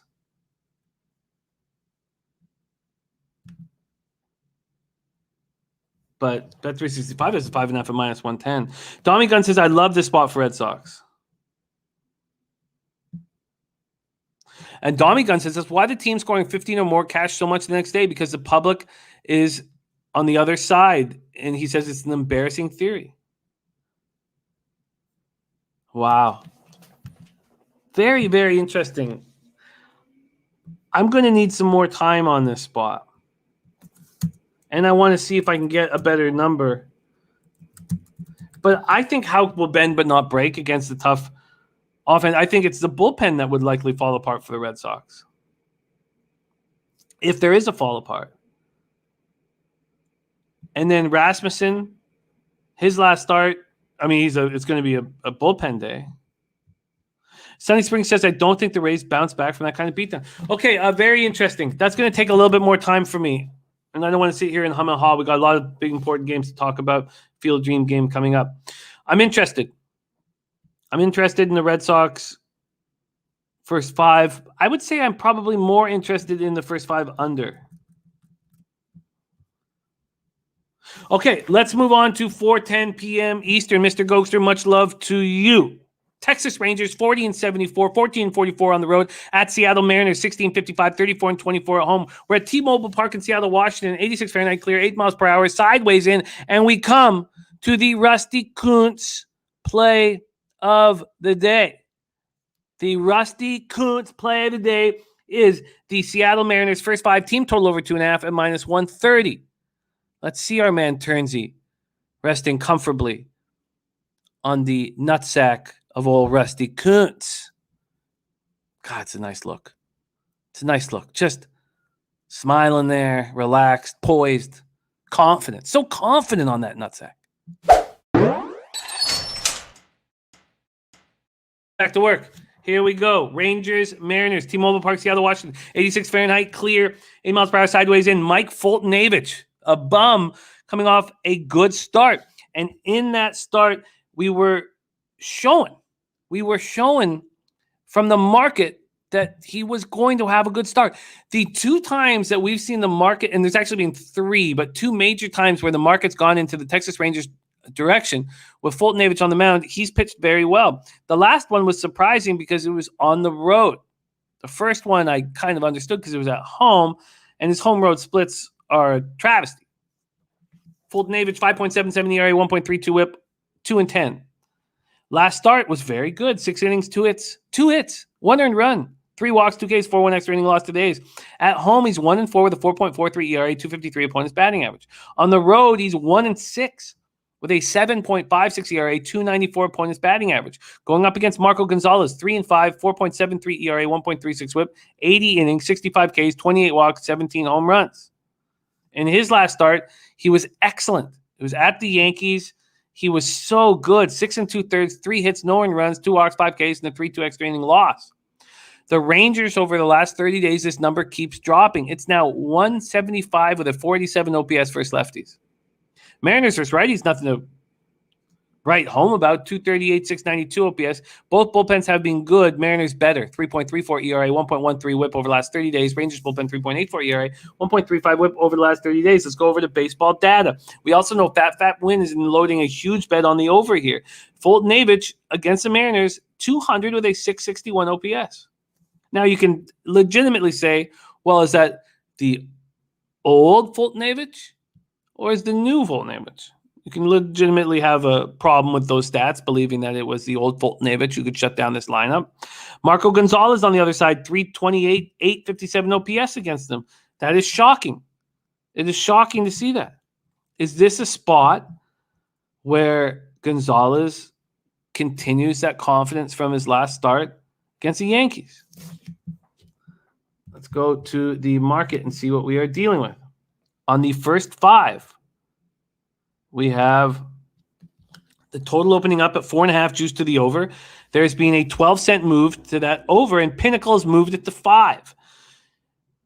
If you like the over here, the roof will be open, 8 miles per hour, sideways in, but hot in Washington, hot in Seattle. Then get on that 4.5 now because it will be 5 shortly.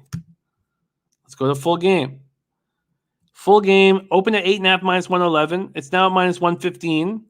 But almost all the other books have moved it to 9. The Mariners open up at -188. They're now at -215. A 27-cent move to the Mariners. Little Pick says Fulton Arrieta on auto fade until further notice. Lamont Williams in the house says my max parlay, Pittsburgh, Oakland A's, Milwaukee, all strikeouts over. Lamont Williams in the house. All right. So let's go to the cash flow here. So we expect a lot of money on the over, and we expect a lot of money on Seattle. Do we see that? 4,337 tickets in, 82% of the tickets, 81% of cash on the Mariners. And then we have 58% of the tickets and 64% of the cash on the under. Donald still says Marco Gonzalez with a 5.05 xFIP over his last 4 starts. I don't trust it. Wow. Well, it's a tricky spot. And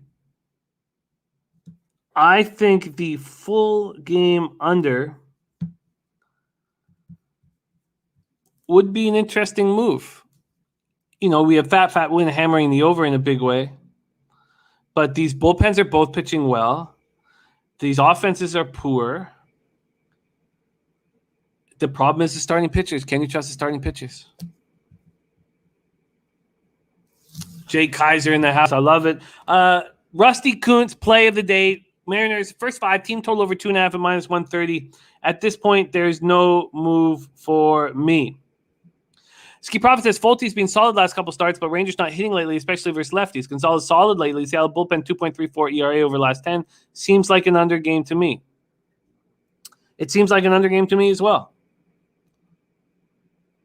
In saying that, I don't know if I can trust either starter. Okay. I don't know if I can. And then you see the numbers against Marco Gonzalez.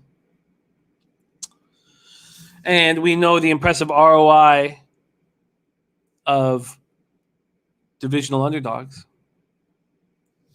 Jake Burns says 13-2 type game. There's Mally Mal in the house. All right, let's move on to 5:10 p.m. Cincinnati Reds 61-54, 30-27 on the road at Atlanta Braves 59-55, 31-28 at home. We're at Truist Park in Atlanta, Georgia, the home of today's Taint play of the day. Cincinnati, Atlanta, first 5 under 6 at -115.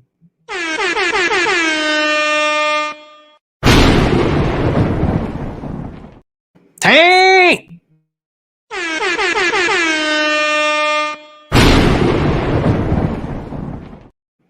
Donald still says, I have to take a shot on Rangers first 5 plus 190. That's just me. I get it. All right. Taint play today, Cincinnati, Atlanta, first 5 under 6. Let's break this down. 88 Fahrenheit, humid, mostly cloudy, 4 miles per hour to left field. Vladimir Gutierrez, the 25-year-old Cuban on the bump, 7-3, 4.15 ERA, 1.34 whip, 73 and 2/3, 52 Ks, 31 walks, 13 home runs. Crystal Horn says Serenity now. Watching my Red Serenity now. Last start for Vladimir Gutierrez was very good, but it was at home versus a Pirates team that's not hitting. 6 innings, 6 hits, 1 earned run, no homers, 1 walk, 6 Ks. But he's good. He's a good young pitcher. Kyle Muller, also a good young pitcher. 2-3, 2.88 ERA, 1.11 whip, 36 Ks in 34 1/3, 17 walks, 1 home run allowed in 34 1/3. His last start was at home against the Nationals team that I know they have a depleted lineup, but they're still raking lefties. Raking them. 4 2/3, 2 hits, 3 earned runs, 2 walks, 3 Ks, an 8-4 win. Reds versus lefties last 30 days, smashing them. 281, 797 OPS. Braves versus righties last 30 days, hitting them hard. 261, 768 OPS. Reds bullpen last 30, bad. 5.18 ERA, 1.44 whip. Braves bullpen, 3.16 ERA, 1.15 whip. All right, let's go. Let's go to baseball data. Next up against Vladdy Gutierrez. They're 7 for 23, 304 with a 1.029 OPS against them. They're 7 for 23, but 5 of those 7 hits are for extra bases, 3 doubles and 2 homers. Against Kyle Muller, 0 for 13. These guys smashed lefties. Now they've seen Kyle Muller once, but they're 0 for 13 against them. Now let's go take a look at the market. We're going to start with the full game. We have the opening at 10.5 and now 10. Atlanta opening up at minus 136. They're now minus 145. A 9-cent move towards them. We go over the first 5. First 5 here, we have the total opening up at 6. It's now at 5.5. And not only that, but the 5.5 is now juiced towards the under. So 6 was likely a mistake. Matty Ice says wind blowing in from right. I have 4 miles per hour out to left field, but let me double check that at a couple different sources. First, we're going to go to RotoWire and see what they have in this spot. They have 3 miles per hour out. Yeah, so I've got it out to left field. Now let's go over to the cash. So we've seen a 9-cent move over to the Braves. Does that sync up here with 4,274 tickets in? 44% of cash on the Braves. 44% of tickets on the Braves. 53% of cash. Then we have 51% of tickets on the under and 63% of cash on the under. Wow. Taint play of the day, getting that 6 at minus 115, which is still available at MGM, is very impressive and nice. If I could have got that 6, I like it. I would make a move on it as well. Now, is there tape out on Kyle Muller? 8-4 win at home versus Nationals. That's the question. Both teams are hitting the opposite side very hard. I understand why the taint is where it's at, and I understand why the under is being steamed. I just think they placed it too high. It should not have been a 6. It should have been a 5.5. Joshua Kia-Kanlaya in the house. Great to see you, Joshua. Real Deal Prime says no play for me. Dennis Trusty says 5.5 I couldn't, but 6 was lovely. So fantastic play. I agree that 6 was a great find. Let's just see what books held it at 6 and for how long they did. We're talking about the offshore variety. We'll go to Pinnacle first. So Pinnacle opened up at 6 and it lasted there for 2 hours and 2 minutes. Let's see what Bet Online. They would have put it out this morning, and they opened it at 5.5.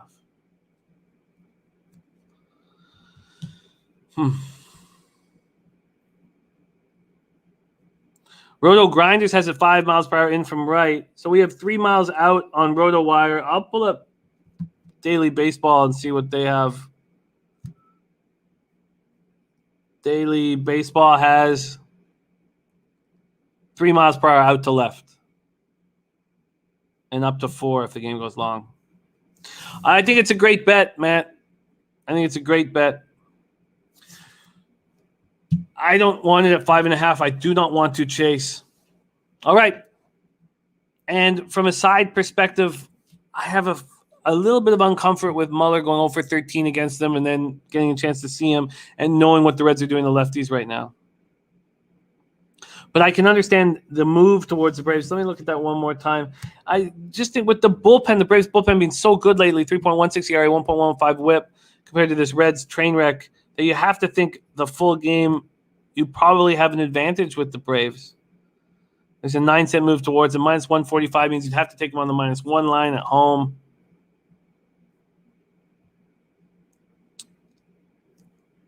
Yeah, Gutierrez on the road. Let me just pull up Gutierrez splits one more time here. And then is he going to have some issues being here on the road? Because if he is, and we have a big bullpen advantage, and Muller coming back, I feel like it could be a nice spot. Let's just quickly check this out, and then we'll get to the Field of Dreams game. Here we go. No, it's not. That's why I didn't put him up. He's better on the road than he is at home. Wow. At home, he's got a 5.93 ERA. Punts hitting 303 against him. On the road, he's 5-1 with a 3.11 ERA. Wow, so he's good on the road. That's why. How did they put this at 6? That was a mistake. God. I mean, can I move on this at 5.5? I don't know. I do not want to chase a bad line, but overall, it was a great cap. Getting it at 6, Matty Ice, you are succeeding. All right, let's move on to the Field of Dreams game here at 7:15 p.m. Eastern, 7 p.m. Eastern. Okay, no worries. Still waiting to see what Jose is going to be using for the Say Hey play of the day. And what I can tell is he's taking it very seriously. He's becoming a studious young man, and he's taking it very seriously, and he needs to. Okay, let's go. Yankees 63-51 at the White Sox, 67-48. Field of Dreams in Dyersville, Iowa. 85 Fahrenheit, 9 miles per hour sideways across the diamond. Pretty confidently here, I took the first 5 under and full game under. Pretty confident here.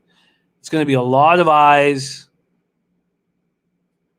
And who is it going to help that there's going to be a lot of eyes on this game? I think it helps both Heaney and Lynn, but it goes deeper than that. I think the stats in this game in a it's almost like a playoff type atmosphere because it's played in this very special spot, give us the opportunity for unders.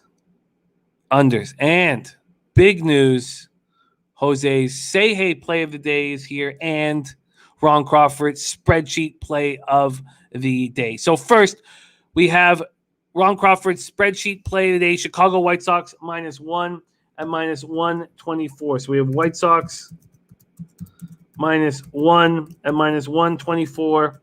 And we have me on both unders. I'll give you the exact lines I got here right now. I got the under 5 at -110. First 5 under 5 -110, and the full game under 9.5 at -120. We are going to break down everything in this game with the help of our man Jose. Say Hey play of the day, coming in hot, winning 2 straight. First, I'm going to put up this clip just because, it puts a big smile on all our faces. And then we're going to put up this clip. Say Hey play of the day on a 2-game winning streak, and he's taking things extremely seriously. Please welcome to the show, Jose Bouquett. Hello, Jimmy. How are you? How are you just everyone doing today? We are doing well. You are fighting the good fight, Jose. There's been times where I thought you were going to buckle under the pressure of delivering winners. What are you laughing? Are you smiling at that? Is that funny? Yeah, because you think I'm gonna buckle, Jimmy, and my knees are made of fucking iron, dude. Okay. All right. That's okay. You have a 2-game winning streak right now. Let's pull up your stats. I need this one. 24-27, down 3.4 units with an ROI -6.67%. Your average line still at +102. +102. Nice job. Turnsy catching the no-run first inning in the Mets game. Great job. Deacon Mike asking if you put those eyebrows on with a Sharpie. And Jacksonville Zoe saying your son's mustache game is strong these days. You must be so proud. I am very proud. And if he shaves it with a losing record, he's fired. It's simple. There's not a lot to it. He is let go from the company, a company that you've had a big hand in. Very much so. Yeah, a company that you play a big role in. Yes, a very large role. And can you imagine that it would come down to you shaving your mustache, get you fucking canned? Could you imagine that I could get canned for shaving my mustache? Yes, I can. All right, Field of Dream game. We have the extremely hot Ron Crawford on the White Sox -1 at -124. You have myself on the first 5 under and the full game under. Andrew Heaney going up against Lance Lynn. Jose, my friend, take it away. So initially, Jimmy, I was on the over, and I was pretty confident about the over as well. That was last night, and everyone saw how I was riding last night. If you jumped on the horse racing stream, you saw my cameo appearance from a car. I had a great call of a race. Shout out to whatever Gilbert Van Gogh, whatever the horse's race was. It's a great time. And Yasinaboya, aka the Big Ass, appreciate that too. But I woke up this morning and I heard your confidence about the under, and I was like, wow, that's shaking me to my core. So I looked at it and I said, you know what? Andrew Heaney's not in Yankee Stadium anymore. He's not, well, today, I guess I should say. He's not in Yankee Stadium. He's a fly ball pitcher in Yankee Stadium, and every time he's in Yankee Stadium, I always bet against the team he's playing. Today, I could see there being less runs, a little tighter, a little weirder experience for hitters. The batter's eye, everything, that all matters when you're hitting a baseball. But Lance Lynn wanted to pitch in this game. He absolutely told Big Tony La Russa, pitch me tomorrow because I want to pitch in this game tonight. So I trust Lance Lynn. I'm taking the White Sox first 5. Right now on Pinnacle, you can get it at and by the way, White Sox first 5 -0.5, and it's at -128.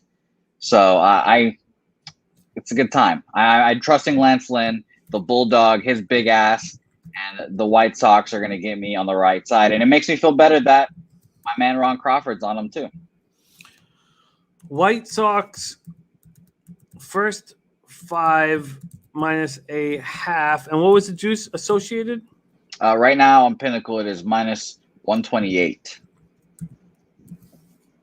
Yes. Like I said, Jimmy, I really need this one. This was my original plan, was what you are doing. Was my original plan.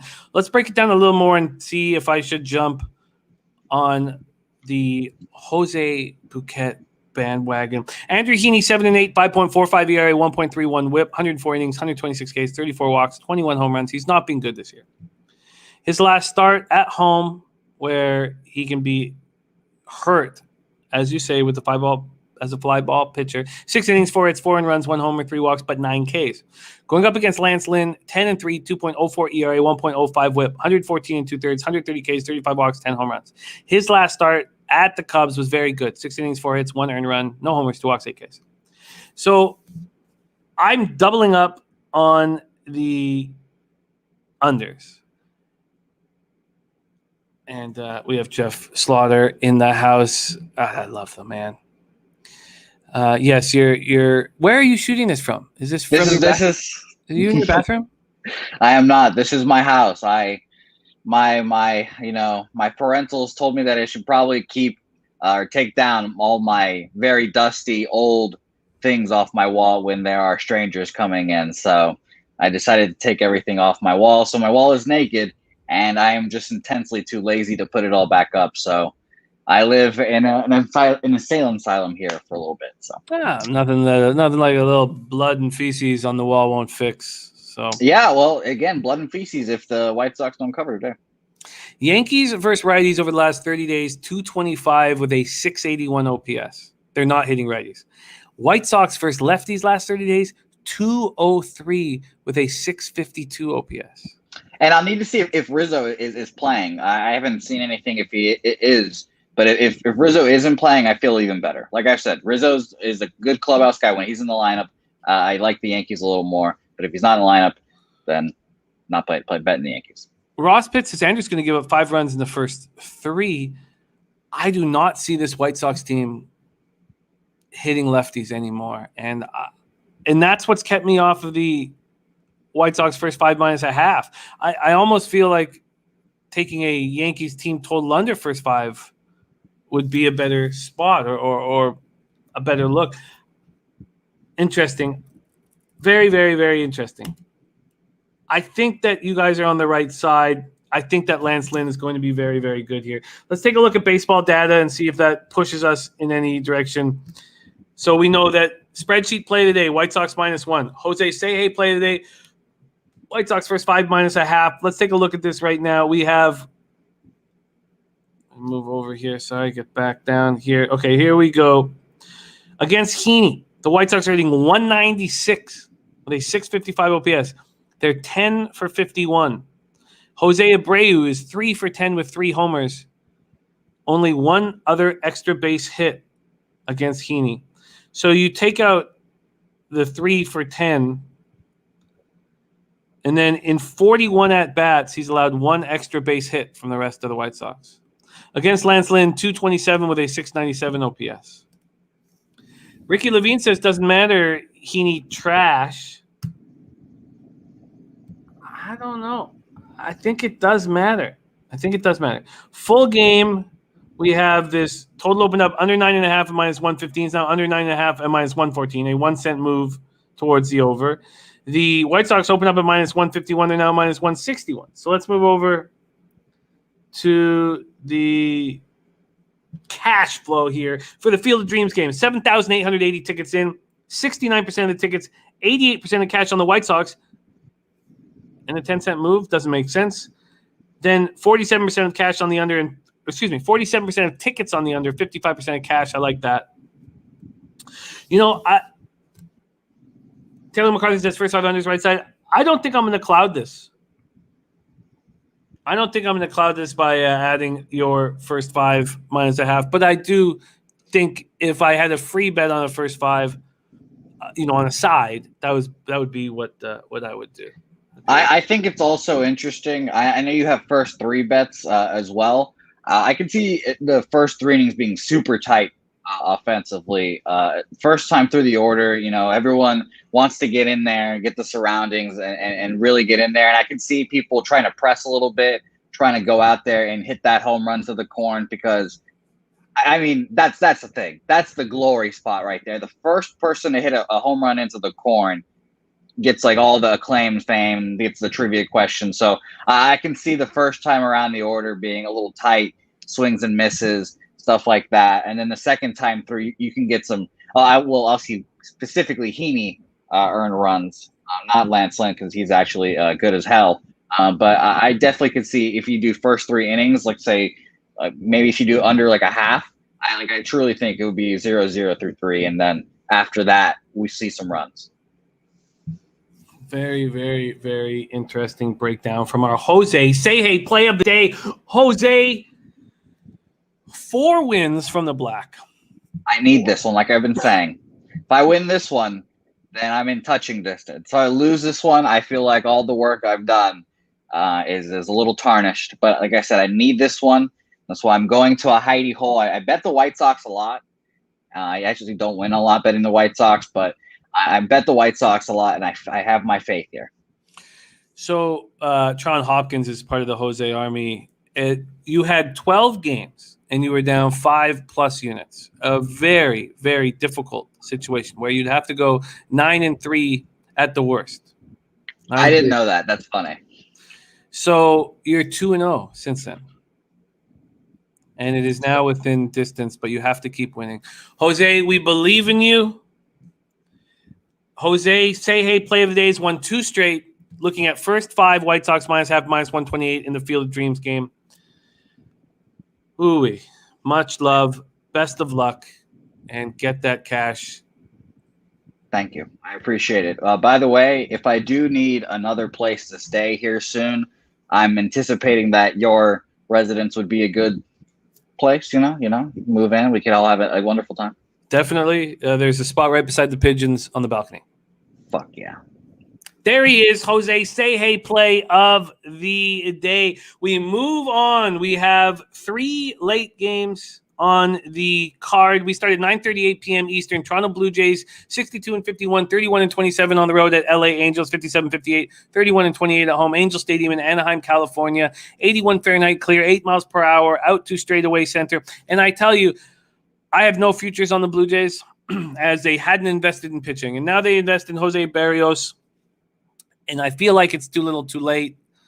But watching this team play and the excitement they have, it would be a shock to no one if they go on a monster run here, win the wild card game, because I don't think they're going to catch the Rays for the division, win the wild card game, and make a legitimate run through the playoffs and have this city going nuts for them. It would not surprise me. And I dislike the fact that I have no futures on them now. Domi says I got over 87 wins, a little dicey. Oh, are you talking about the Jays, Tommy, or because I know you were just talking about White Sox? Okay, let's get to work here. Angel Stadium, Anaheim, California. This one's going to be so much fun. Jose Berrios versus Shohei Ohtani. Berrios 8-5, 3.23 ERA, 1.03 WHIP, 139 Ks, and 133 2/3, 33 walks, 15 home runs. He's been excellent in a Jays uniform. In his last start, it was an extra inning doubleheader loss, 8-inning doubleheader loss at home to the Red Sox. He went 6 innings, 5 hits, 1 earned run. It was a solo shot, no walk, 6 Ks. Going up against Shohei, 6-1, 2.93 ERA, 1.09 WHIP, 86 innings, 106 Ks, 36 walks, 7 home runs. In his last start, he was at the Rangers. He went 6 innings, allowed 4 hits, 1 earned run, no walks, 6 Ks. His splits are interesting, and I know that part of the reason was he got badly hurt in that Yankees game. But at home, he's 4-0 with a 1.79 ERA and opponents rating 192 off him. And Cardinals are up 1-0 already. Wow. And Johnny K says Brubaker's a bum. Donald still says under 4.5 first 5 looks great. I almost made that move, and I'm happy you mentioned it, so let's talk it up. So at home, he's 4-0 with a 1.79 ERA, 192 opponents batting average. Because I can expect Berrios to shut down the Angels.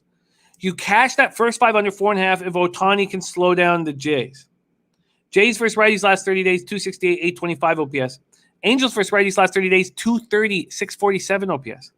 Blue Jays bullpen last 30 days, a little better than I have a vividness of. 3.90 ERA, 1.21 whip. Angels bullpen being bad all year, 4.77 ERA, 1.46 whip.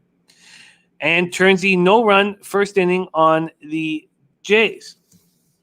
All right, let's take a look at the baseball data, and it gave me pause, and maybe it shouldn't have.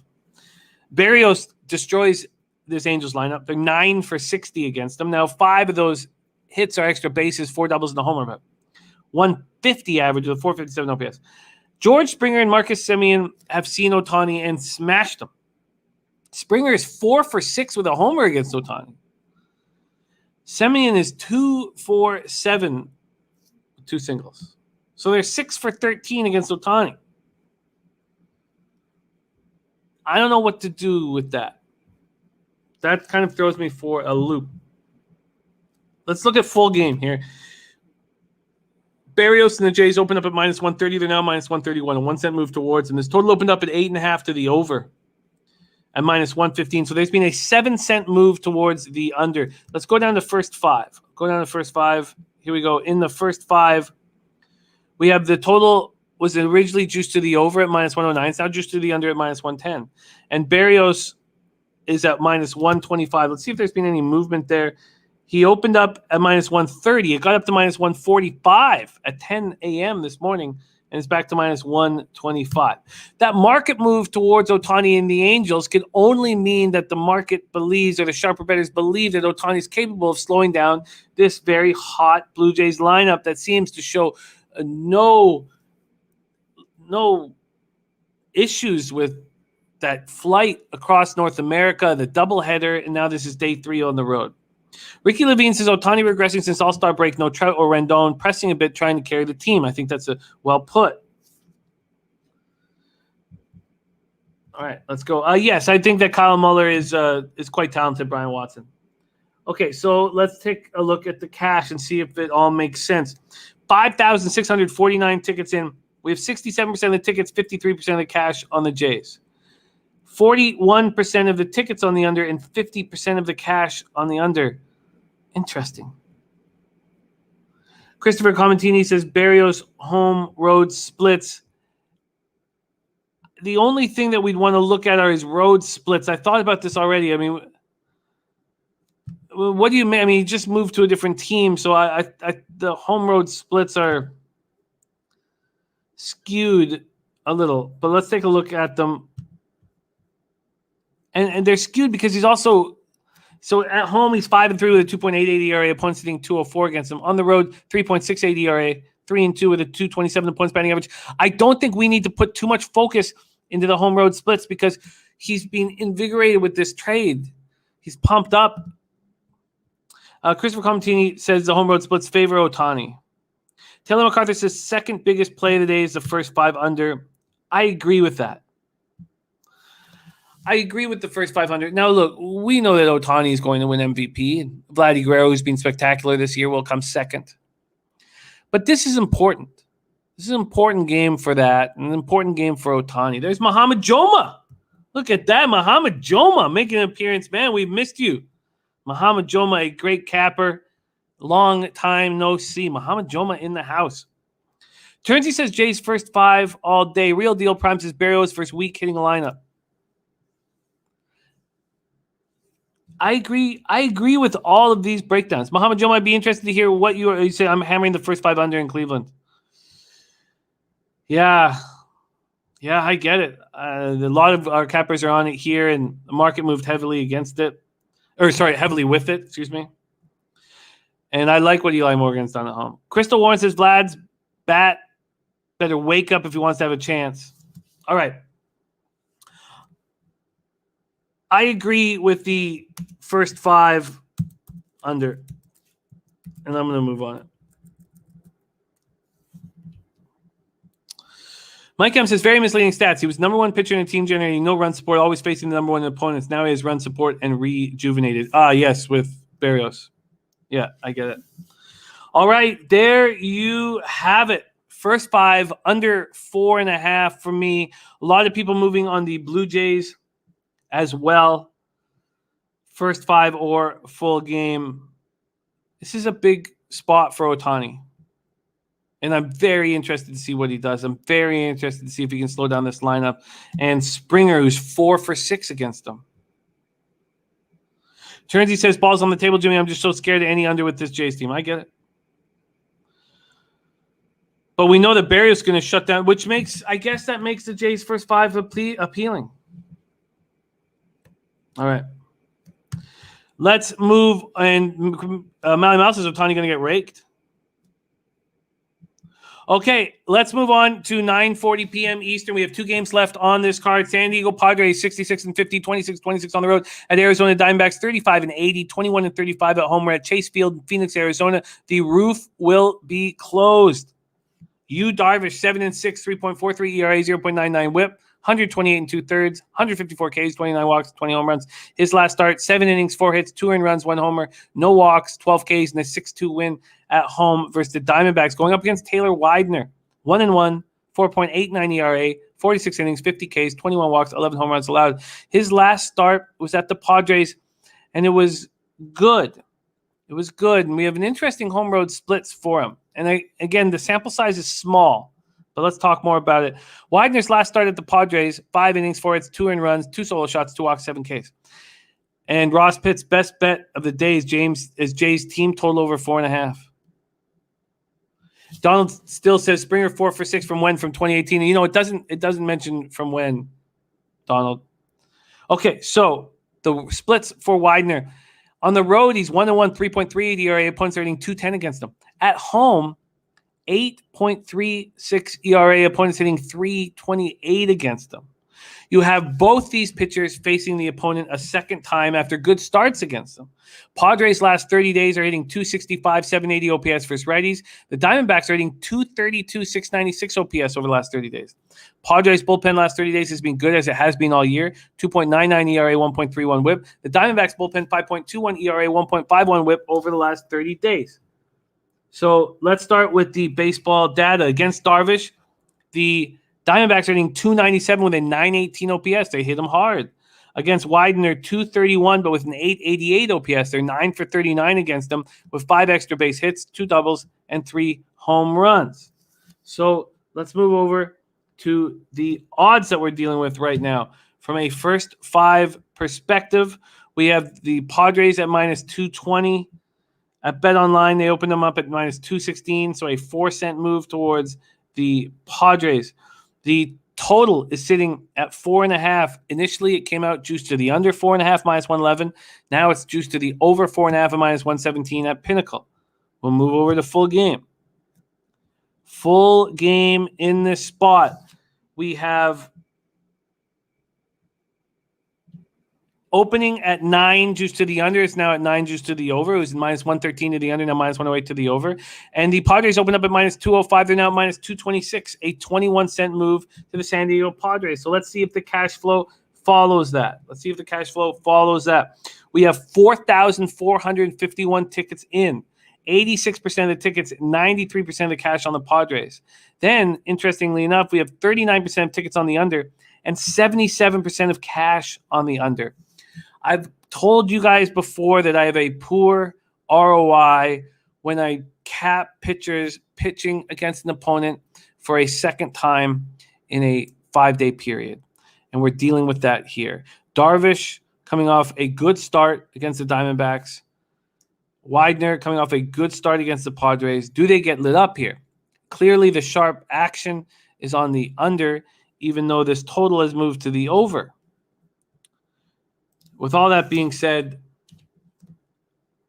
I don't want the Padres as this big of a favorite on the road where they're just 26-26 and no Tatis.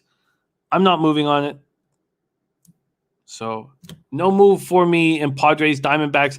Let's go to the last bet on available on the MLB card, and then we will review all action. Colorado Rockies 51-63, 13-42 on the road at San Francisco Giants, 73-41, 37-17 at home at Oracle Park in San Francisco, California, 62 Fahrenheit, partly cloudy, 11 miles per hour out to left center. We have Germán Marquez, 10-8. 3.42 ERA, 1.15 whip, 136 and 2/3, 141 Ks, 49 walks, and 11 home runs. Last start at home versus the Marlins was a crucial, terrible, 3-run homer from Nemo. Wow. Nice job, Dummy, on that -1.5. Ooh-wee.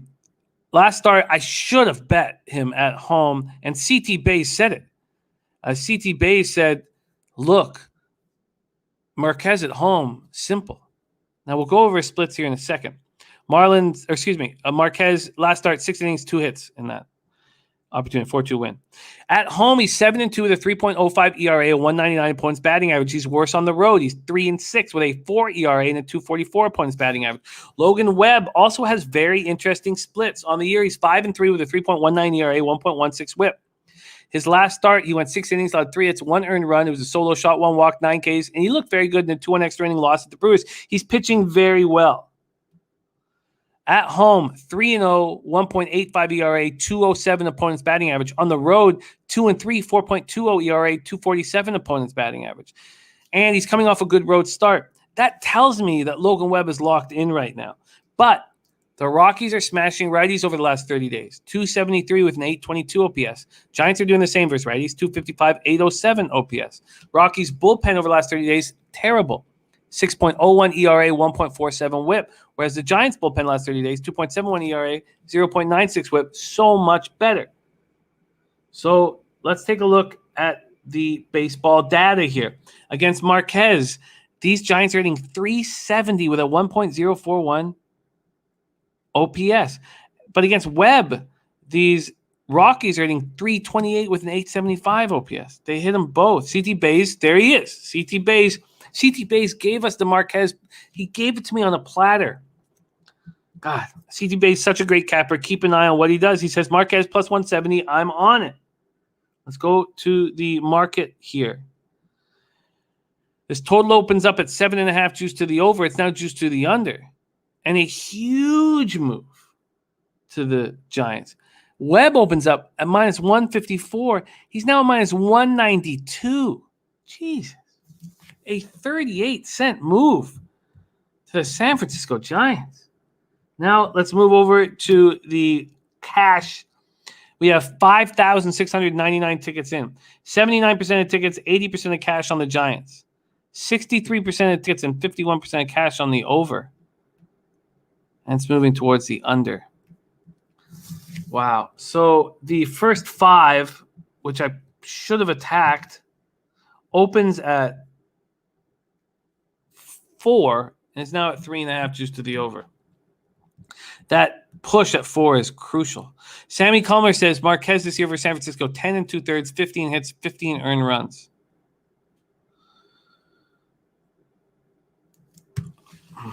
Wow. So I don't know what move to make. And seeing CT Bays on Marquez, backing Marquez, gives me a pause, a huge pause. I would like to back the under, but I missed it at 4 and available now at 3.5. I don't want that. Let's just confirm that I could have got it at 4. Let's see. We'll take why don't we do Bet Online? Intertops opened it at 4. Bet Online opened it at 3.5. Pinnacle opened it at 4, and then it kept going back up to 4. Back at 4 at 9 a.m., back at 4 10:30 a.m. All right, I'm going to need a little bit more time on this late game here. Donald still says Webb locked in and bullpens are great versus horrible. Giants -1.5 at plus money. Donald still, I should have made this bet earlier. This huge market move means that I should have made it. It's -210 at Bet365. Look, I had to make the move earlier, and I did not. CT bases, obviously, Giants should be favored, but line feels too high. I get it. And Sam Comer got that at plus 130. Wow, that's wild because it's at plus 105 now. And Jacksonville Zoe says the books are making it so appealing to take the Rockies. All right. And John Garcia says Colorado last 8 games on the road, a winning record. Oh, wow. John, very, very interesting. All right, let's review. We're coming off a great, great day. Ron Crawford says, I sent you the whole breakdown by play and percentage. I'm very, very lucky to roll with Ron Crawford. Let's just take a look at it. So Ron Crawford, wow, he's just rolling right now. Just absolutely rolling. And his top play is the White Sox -1. Wow. Unbelievable. Great, great work.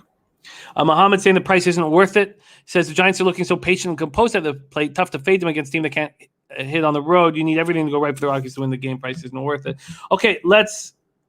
And 3-1 Pirates. 3-run Jack. Oh, God. And I'm not there. I'm not there to enjoy the fate of LeBlanc. Fuck. Okay, let's review action here. 12:10 p.m. game is rolling right now. Game 2, 3:40 p.m. The Trevor Williams first start for the Mets. And we've seen already the 20-cent move towards Nationals. I'm not moving on it. I did not have the balls to take the Pirates. Untouchable Jay in the house. Untouchable Jay in the house. Thank you for joining us. And shit, I've got 5 minutes to make that Phillies first 5 bet. Fuck. Okay, we got to make moves here. I'm going to move on the Phillies first 5. I've got to decide whether I'm going to. Oh, that first 5 under 5. I think I wanted at 5.5. I could have got it at 5.5. It's now at 5. I get why people are moving on that under, and I've got 9 minutes to decide on that. 2:20 p.m. We have the Dirty K prop of the day. Woodruff over 7.5 Ks. I'm on the Orioles first 5 -0.5 at -120. I'm very interested in the first 5 under in Rays Red Sox, especially if I can get it at 6. The Rusty Kuntz play of the day is Mariners first 5 team total over 2.5 at -130. The Taint play of the day is Cincinnati Atlanta first 5 under 6 at -115. The Ron Crawford spreadsheet play of the day is White Sox -1 at -124. And Jose Seje play of the day is the White Sox first 5 -0.5 at -128. I'm moving on the first 5 under 4.5 in Blue Jays Angels. Oh, and I doubled up on the under first 5 under 5 full game under 9.5 in the Field of Dreams game. Then nothing for me in Padres Arizona or Rockies San Francisco Giants. I've got 4 minutes to decide if I'm going to make moves. The TJ play of the day is the under 28.5 hits, runs, and errors at +100 in the A's Guardians game. Birdie has his parlay of the day is Hendricks over 4.5 Ks and the under hits, runs, and errors in the Guardians game. And there you have it. Johnny K says Pirates going to blow it. Thank you guys so much. I've got to decide. I've got 3 minutes to make a bet. So I've got to make some moves here and decide if I'm going to pull the trigger on the Phillies first 5, which I'm going to. I'm going to bet it right now. Thank you guys all so much. Sorry that I can't thank you all personally, but we have no show without your great insights and humor and everything that you guys bring to the chat. It means so much. Let's see if Jose Seje play today can hit 3 in a row. Dirty K, Sharpie's Dirty K prop bet, a winner yesterday. Taint, a winner yesterday. Let's keep the winners going. Let's go. Get that cash. Oh, huge shows coming up. Huge shows coming up, too. We have Ian Cameron's Football Frenzy. We also have the big Babano and C-Mac show, and then Razor Sharp Picks horse racing show tonight that will be done with Stable Duels, and Bree will be there as well. Leche, hey, Los Bookmakers!